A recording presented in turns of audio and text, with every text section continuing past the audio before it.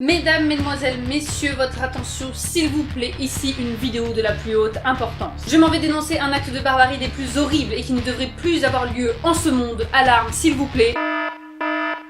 Merci. En effet, il est totalement inconcevable pour moi que des êtres capables de telles ignominies continuent de vivre sur les terres de notre très cher Internet. Il faut faire quelque chose. J'ai bien quelques idées. Il faut par exemple virer ces personnes, les expulser, les fracasser. Ils font tronçonner leur tête et leur... Pardon pour cette perte de contrôle, je suis peut-être allée un peu loin. Je dirais pas assez. Mais vous devez comprendre que je souhaite du plus profond de mon âme et de mon être bannir toute personne pratiquant cet acte infâme qui est le spoiler. Voilà, c'est tout.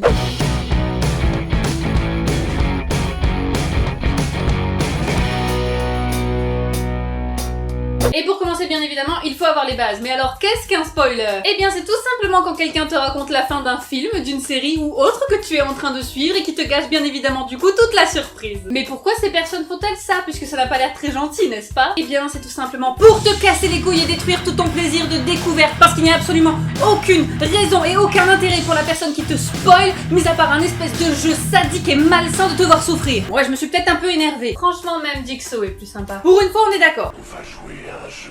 Le problème, c'est qu'aujourd'hui, le risque de spoiler est partout. Et alors, même si on peut jamais être sûr à 100% de les éviter, eh bien, tu mets quand même un maximum de chance de ton côté. Déjà, 0 réseaux sociaux, c'est un vrai nid à spoiler. Après, l'idéal, si tu peux, c'est de regarder directement ta série ou ton film au moment même où elle sort. Alors évidemment, quand c'est un épisode par semaine, c'est largement faisable. Mais quand ils te sortent d'un seul coup toute la saison de Stranger Things, eh ben... ouais, en fait, si, c'est faisable aussi. T'as pas de vie, mais c'est faisable. Quand on veut, on peut. Mais malheureusement, on n'est jamais totalement à l'abri. Et alors que tu te crois en sécurité dans les commentaires d'une vidéo sur une musique qui n'a aucun rapport avec aucune série, eh bien, tu te fais spoiler la mort d'un personnage dans ta série préférée. Ça sent le vécu. Vas-y, remue pas le couteau. C'est pas du tout mon genre.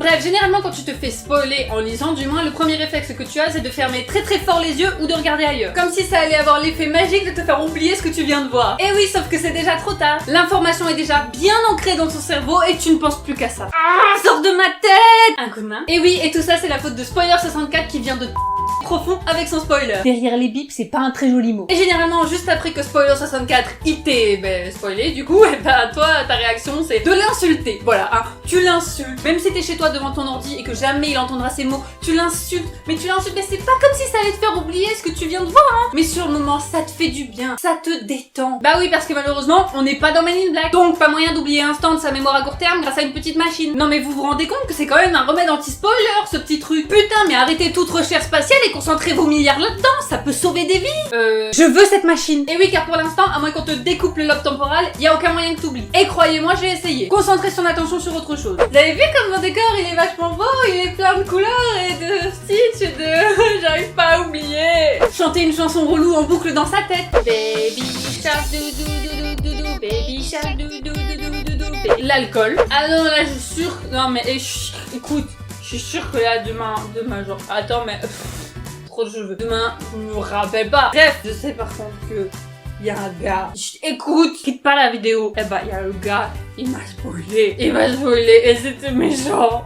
Et ça m'a fait du mal dans mon petit cœur. Même une tentative d'auto-amnésie. Aïe, aïe, aïe. Bref, du coup j'en suis arrivée à une conclusion, et oui, comme on ne peut pas régler le problème du spoiler une fois qu'on est spoilé, bah il faut essayer de le résoudre à la source, c'est-à-dire les gens qui spoilent. Mais comment, vous demanderez-vous? Une extermination? Non. Ouais, en fait, pourquoi pas?